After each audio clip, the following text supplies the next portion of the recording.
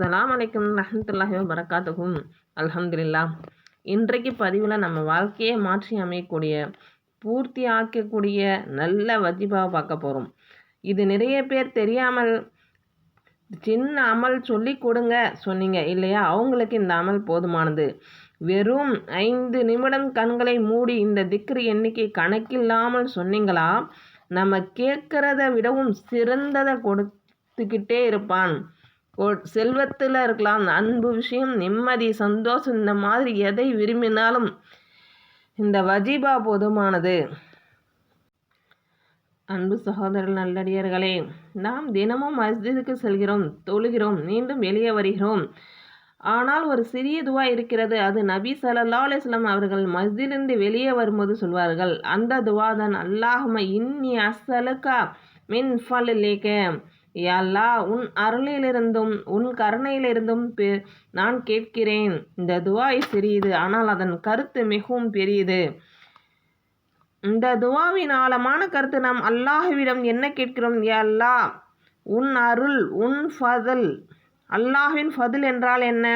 Risk, ஆரோக்கியம், மன அமைதி, நல்ல வேலை, நல்ல குடும்பம், பரக்கத், இது எல்லாமே அல்லாஹ்வின் ஃபதுல். அதனால்தான் இந்த ஒரு வார்த்தை சொல்லி எல்லா நன்மையும் கேட்கிறோம்.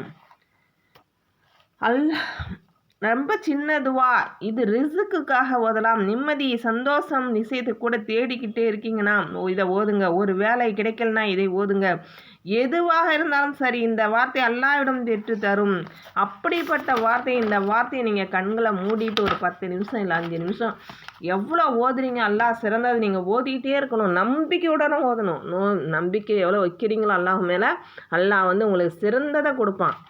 அல்லாஹ்விடம் சிறந்ததை கொடு என்று நீங்கள் கேட்கணும். அல்லாஹ்ட்ட கேட்டுகிட்டே இருந்தீங்கன்னா இந்த துவா உங்களுக்கு ஒழு கூட இல்லாமல் நீங்கள் கண்களை மூடிக்கிட்டு இந்த விஷயத்துக்கு நீங்கள் ஓதுறீங்க. இதை கொடுத்து ஆகணும், அல்லாஹ்ட்ட கேளுங்க. இன்ஷா அல்லாஹ் கட்டாயம் அல்லாஹ் கொடுத்தே தரும். அதுக்கு பதில் உங்களுக்கு கிடைக்கும்.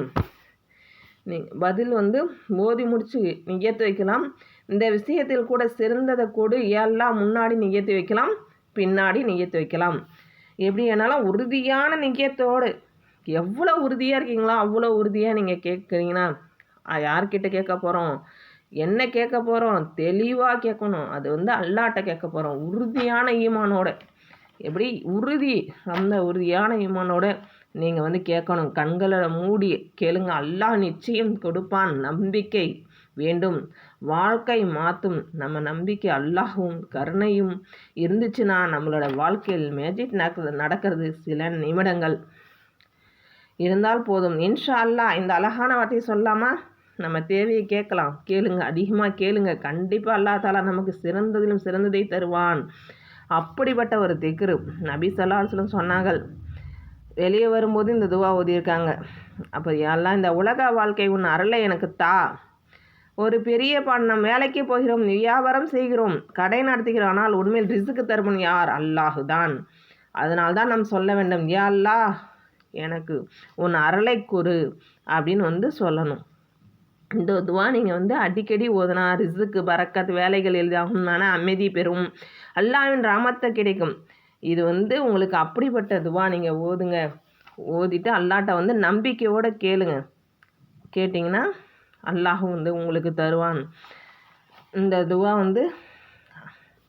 அல்லாஹ் தாலா நமக்கு சிறந்திலும் சிறந்தாக தருவான் என்று ஆமீன் என்று கூறி முடிக்கிறேன். அஸ்ஸலாமு அலைக்கும்.